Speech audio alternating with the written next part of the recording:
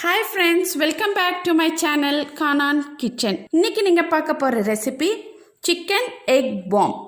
தேவையான பொருட்கள்: chicken 1/2 kilo, பட்டை கிராம்பு சிறிதளவு, அன்னாச்சி பூ சிறிதளவு, ஏலக்காய் 3, சோம்பு 1/2 டீஸ்பூன், சீரகம் 1 டீஸ்பூன், மிளகு 1 டீஸ்பூன், கசகசா 1 டீஸ்பூன், இஞ்சி 1 பெரிய துண்டு, பூண்டு 8 பல், பச்சை மிளகாய் 7, முந்திரி 10, வேர்க்கடலை 50 கிராம், சின்ன வெங்காயம் 50 கிராம், மல்லி இலை சிறிதளவு, புதினா இலை சிறிதளவு, தேங்காய்ப்பூ 3 டேபிள் ஸ்பூன், உப்பு தேவையான அளவு, ஓட்ஸ் தேவையான அளவு. ஒரு கடாய் எடுத்துக்கோங்க. அதில் எண்ணெய் 2 டேபிள் ஸ்பூன்,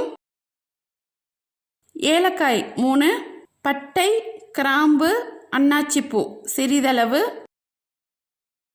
சோம்பு 1 டீஸ்பூன், சீரகம் 1 டீஸ்பூன், மிளகு 1 டீஸ்பூன், கசகசா 1 டீஸ்பூன், இஞ்சி 1 பெரிய துண்டு சிறியதாக நறுக்கிக்கோங்க, பூண்டு 8 பல், பச்சை மிளகாய் 7, முந்திரி 10, வேர்க்கடலை 50 கிராம், சின்ன வெங்காயம் 50 கிராம், மல்லி இலை, புதினா இலை, கறிவேப்பிலை சிறிதளவு. இது எல்லாத்தையும் லைட்டாக கிண்டி விட்டுக்கோங்க. இப்போ தேங்காய்ப்பூ 3 டேபிள் ஸ்பூன் போட்டு லைட்டாக கிண்டி விட்டு, உப்பு தேவையான அளவு, அதோட சிக்கன் 1/2 கிலோ சேர்த்து எல்லாத்தையும் நல்லா கிண்டி விட்டு ஒரு 10 நிமிஷம் மூடி போடுங்க. நல்லா தண்ணி பெருகி அது சுண்டி வந்துடும். பாருங்கள், நல்லா வதங்கிடுச்சு. இப்போ வர வரன்னு ஆரம்பிச்சிடுச்சு. இப்போ இறக்கிடலாம். இப்போ ஒரு முட்டையை அடித்து வச்சுக்கோங்க. வதக்கி வச்சுருக்கிறத மிக்ஸி ஜாரில் பாதி போட்டுக்கோங்க. அதில் அடித்து வச்சுருக்க முட்டையிலேருந்து ஒரு 3 டேபிள் ஸ்பூன் ஊற்றிக்கோங்க. ஊற்றிட்டு நல்லா மையாக அரைச்சிக்கோங்க. பாருங்கள், இப்படி மையாக அரைச்சி வச்சிடணும். இப்போ நான் ஒரு 2 முட்டை வேக வச்சு வச்சுருக்கேன். ஒரு முட்டை எடுத்து சிக்கன் அரைச்சி வச்சுருக்கிறத வச்சு முட்டையை நல்லா மூடிடுங்க. பாருங்கள், முட்டை தெரியக்கூடாது, நல்லா மூடிடுங்க அதை. அப்புறமா ஓட்ஸில் லைட்டாக ரோல் பண்ணி எடுத்துக்கோங்க. மேலே ஃபுல்லாக ஓட்ஸ் ஒட்டிடணும். அப்படியே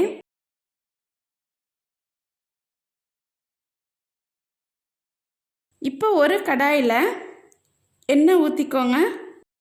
எண்ணெய் நல்லா சூடான பிறகு இந்த முட்டையை போட்டுருங்க. அப்படியே தீயை சிம்லேயே வச்சு பண்ணுங்க. இதே மெதுவாக திருப்பி விட்டுக்கிட்டே இருங்க.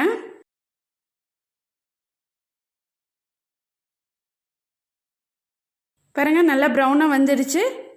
நம்ம எடுத்துடலாம். பாருங்கள், சூப்பரான சிக்கன் எக் பாம் ரெடி.